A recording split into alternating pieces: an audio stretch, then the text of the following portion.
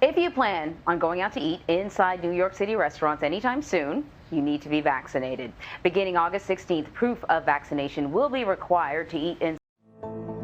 Hello, today I present to you an extremely attractive application for music lovers. It's completely free. You can listen to music online or download unlimited music to use whenever you don't have internet. The powerful search function helps you find anything you want. Trust me.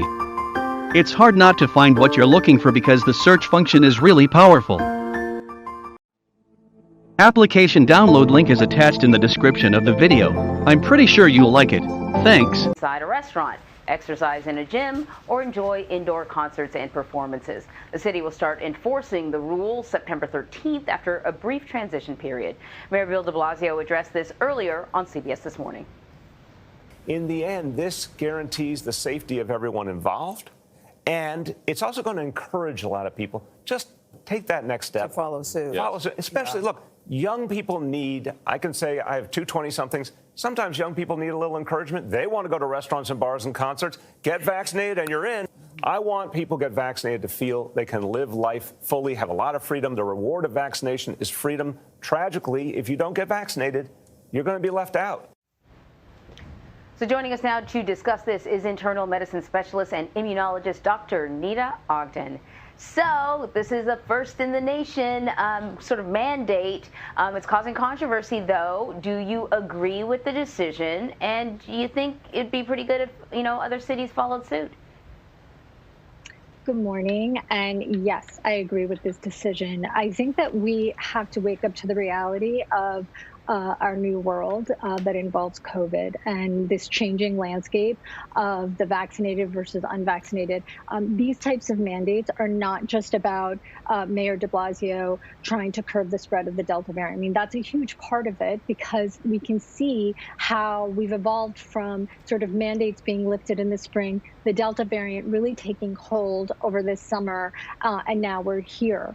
In order for us to sustain businesses and be able to continue to go about normal life, we need more people to be vaccinated. New York City, a great city, is not there yet. In order for businesses to stay open and for residents to enjoy all of these things that you're talking about, we need more vaccination. We need to approach herd immunity. And listen, this isn't about Delta.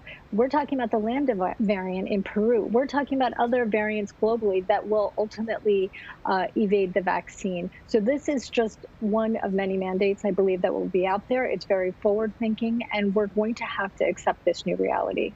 Unsubscribe when you're talking about other variants, Dr. Ogden. We're barely getting a hold of this Delta variant. One interesting thing that the mayor said when I asked him about not just children who will not be required to show proof of vaccine, but I was sort of curious about putting this mandate into place. He's not going to put in a mandate for masks. And the mayor feels very strongly that, yes, masks are important and encourages everybody to wear masks. He was wearing a mask when we were in the green room together.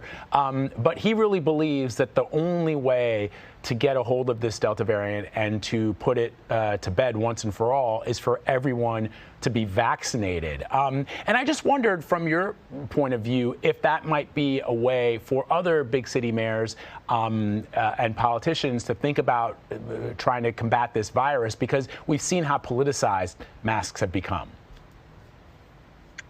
Yes, that's so true. It's so astonishing that, one of these essential layers of protection in the coronavirus battle becomes politicized. And so I think that, when we do look at layers of protection, vaccination is way up here, and masks are part of that. But I can see why, under certain circumstances, we may not need masks. I think it's tricky, though. So, how is compliance going to be sort of enforced?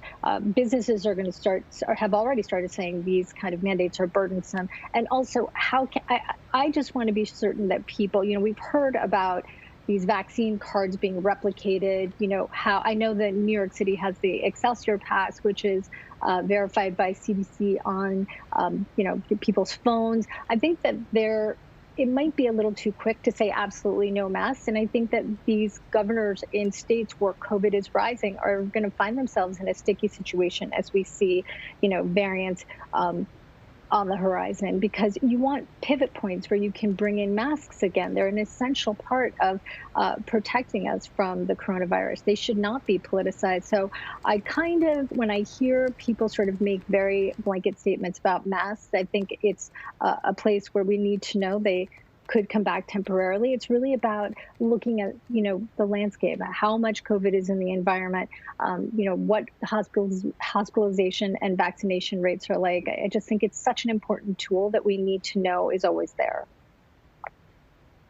Yeah, I thought about that too, because I thought, the thing about New York City that may be different than other big cities is it's a destination point for a lot of tourists, not just from around the country, but around the world. And so everyone's coming with their different vaccine verification card pieces, little cardboard, whether they're coming from Oklahoma or whether they're coming from Poland. I mean, I don't know. And I wonder just how efficient this will be. It's not the same as kind of like a driver's license where you're checking your ID. We don't really have kind of an official standard verification that we've received any sort of vaccine. But I guess that will be the challenge for business owners to try and figure out, and they will be putting the pressure on the mayor.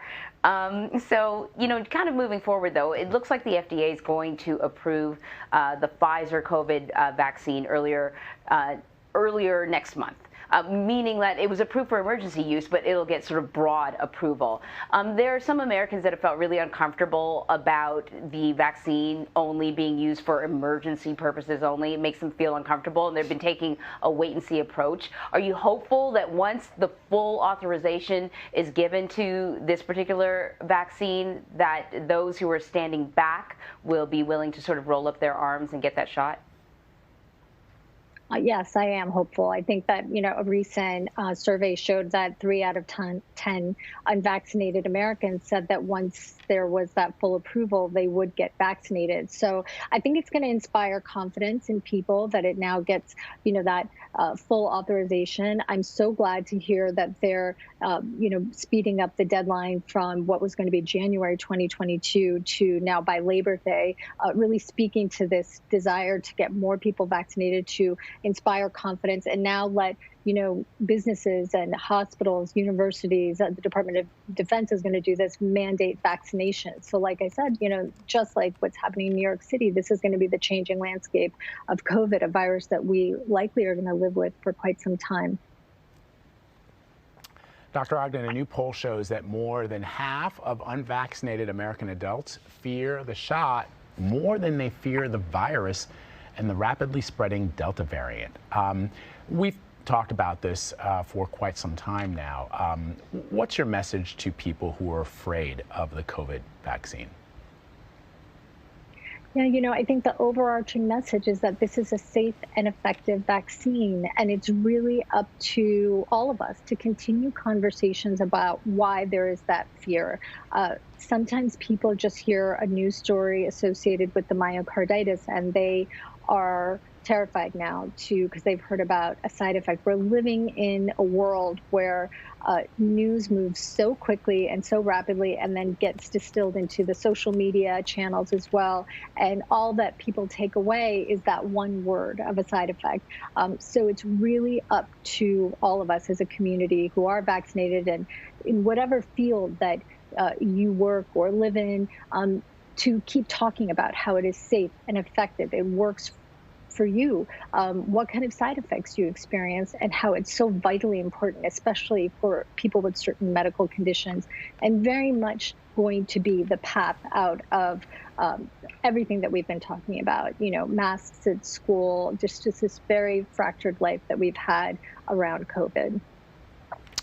All right, Dr. Neeta Ogden, as always, we thank you very much. Appreciate it. Thank you for having me.